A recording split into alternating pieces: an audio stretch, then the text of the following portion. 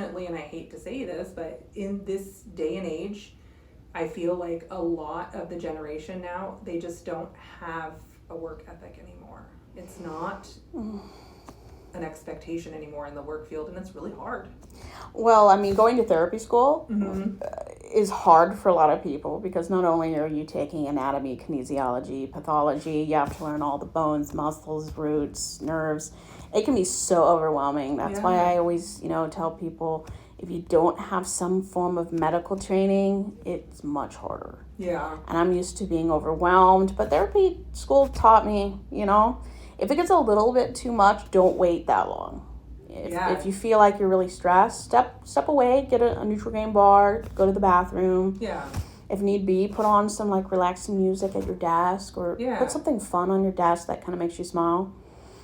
And I've kind of learned what branches of the medical field work best for me, which is why I don't work like urgent care or hospitals. I just don't think I could take all that, fast-paced, 30 doctors kind of thing. I've done it. Yeah. Just not for me. Yeah. Work and life balance, very important. Yes. Is the position seem like something still interesting to you? Yeah, okay. Very much so. All right. Yeah.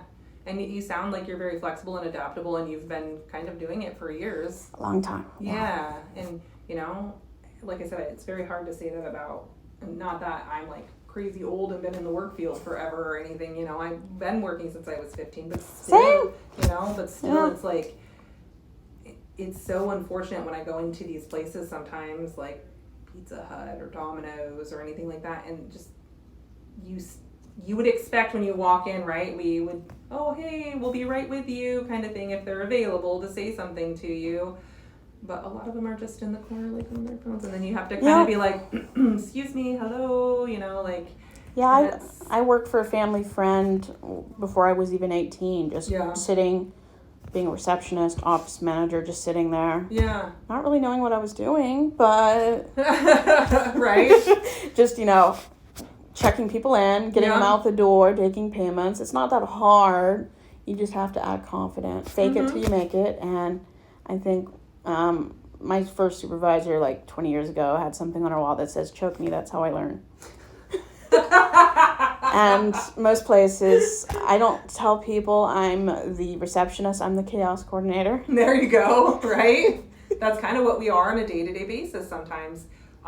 We have some clientele that are unfortunately the thorn in our side, and we just have to be professional and take care of them to the best ability we can. And, if someone oversteps their boundaries, then yes, we need to escalate and get that taken care of. But if someone is just always cranky and mean and rude, comes with the job is how I look at it, But if anyone's ever, Wendy was just telling me that there was a gentleman, he's been coming here for years, but he said something that made her very uncomfortable about like boyfriend, girlfriend, and picking someone up on the road. And I said, if he ever talks to you like that again, tell me, because I will come out here and let him know that's not acceptable to talk like that openly to you. And if he would like to use and talk like that type of language and talk like that, then he can wait in his vehicle and we can bring him some supplies outside. I mean, I've encountered that being a massage therapist back in Florida. I've met a few people that I was the only person they would see because I'm white. Oh my goodness. And all my other, students and peers were like Latino and Puerto Rican. Yeah. And I said, you know what? I don't think I want you. Yeah. Yeah, you're not going to disrespect the people I went to school with. You actually bringing that up makes me think of something else. So we do, because we service all of Alaska. We are Alaska based and we service all of Alaska. They had got a third party. We call them ROI. No special meaning to it. We actually found out like it doesn't stand for anything. It's not like return on investment or anything like that. But they help us with those monthly calls because we have thousands of patients we're trying to reach out to every month to say, you're eligible. Would you like supplies? They are based in the Philippines. We are open about that. We've told people they're in the Philippines, but we get some people who will say, I don't want to talk to them. I can't understand them. And that's how we end up with in-house templates a lot of times is they just refuse to talk to the people in the Philippines. I mean, I had a guy, I was working remotely from home during COVID, and I think I was in Kentucky at the time, and some guy said, I have